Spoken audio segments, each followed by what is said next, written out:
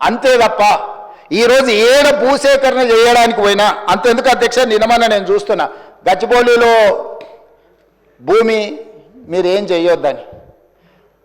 అధ్యక్ష దాదాపుగా 25 సంవత్సరాలు అనుకుంటా, 25 సంవత్సరాల క్రితం బిల్లీరావు అనే వ్యక్తికి, ఒక ప్రైవేట్ వ్యక్తికి, ప్రైవేట్ సంస్థకు ఆ భూమి కేటాయించారు. 25 సంవత్సరాల నుంచి ఏ రోజు కూడా సెంట్రల్ యూనివర్సిటీ దగ్గర ఆ భూమి లేదు.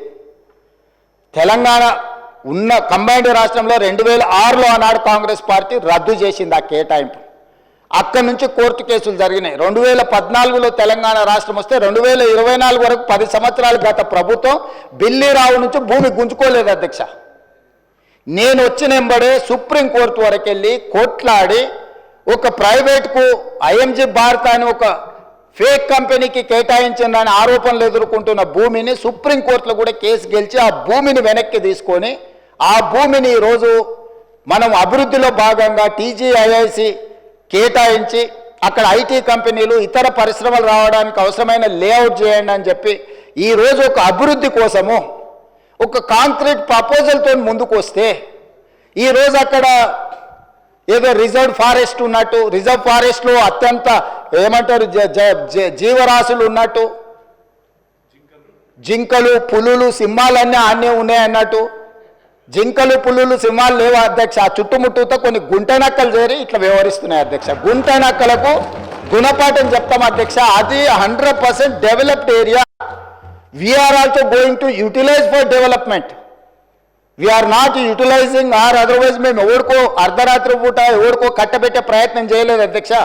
పర్ఫెక్ట్ డెవలప్మెంట్ చేసి ఓపెన్ ఆక్షన్ ద్వారా అంతర్జాతీయ స్థాయి సంస్థల్ని పెట్టుబడులు పెట్టడానికి భూమిని తెలంగాణ ఇండస్ట్రియల్ ఇన్ఫ్రాస్ట్రక్చర్ కార్పొరేషన్ ద్వారా ఆ పెట్టుబడులను ఆకర్షించడం కోసం ఈరోజు ఒక ప్రణాళికబద్ధమైన డెవలప్మెంట్ చేయడానికి మేము ముందుకు వస్తే ఇవాళ దాన్ని అడ్డుకునే ప్రయత్నం చేస్తున్నారు అధ్యక్ష.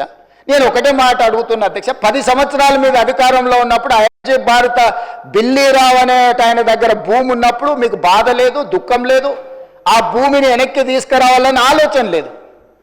అలాంటి వాళ్ళ నుంచి ఆ భూమిని వెనక్కి తీసుకొచ్చి పరిశ్రమల అభివృద్ధి కోసం ఎందుకు అక్కడికి పోయినాం అధ్యక్ష? ఈరోజు అమెరికన్ కౌన్సిలేట్ అక్కడనే ఉంది, ఈరోజు విప్రో అక్కడనే ఉంది, ఇన్ఫోసిస్ అక్కడనే ఉంది, ఐటీ పరిశ్రమలన్నీ అక్కడనే ఉన్నాయి. అట్లాంటివి చాలా పరిశ్రమలు ఉన్నాయి అక్కడ. అది ఫైనాన్షియల్ డిస్ట్రిక్ట్. ఆ ఫైనాన్షియల్ డిస్ట్రిక్ట్ని ఇంకా కొంచెం ఎక్స్పాండ్ చేస్తే అంతర్జాతీయ స్థాయిలో పెట్టుబడులను ఆకర్షించుంటాడని అని చెప్పి ఈరోజు అక్కడ దాన్ని విస్తరించే ప్రయత్నంలో భాగంగా ఈరోజు పోయినాం అధ్యక్ష.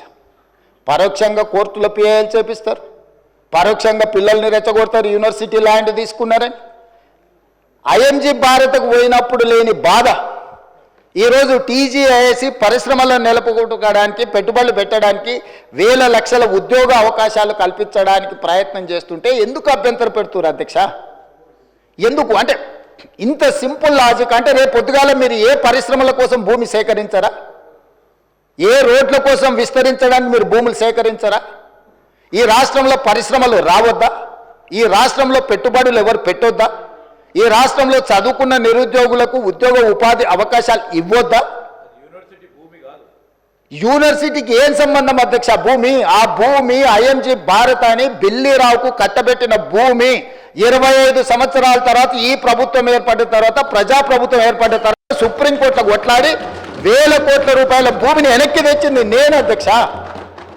సుప్రీంకోర్టులో ఉద్దండులైన న్యాయవాదులను పెట్టి వాదింపజేపించి సుప్రీంకోర్టులో గెలిచి ఆ భూమిని వెనక్కి తీసుకొని ఈరోజు ఎవరికో అర్ధరాత్రి పూట కట్టబెట్టకుండా పరిశ్రమలు ఐటీ పార్కులు చేయాలని, మల్టీ జోను మిక్స్డ్ యూజ్ కోసం చేయాలని చెప్పి ఒక మంచి ఉద్దేశంతో వస్తే దాన్ని కూడా అడ్డుకుంటారు.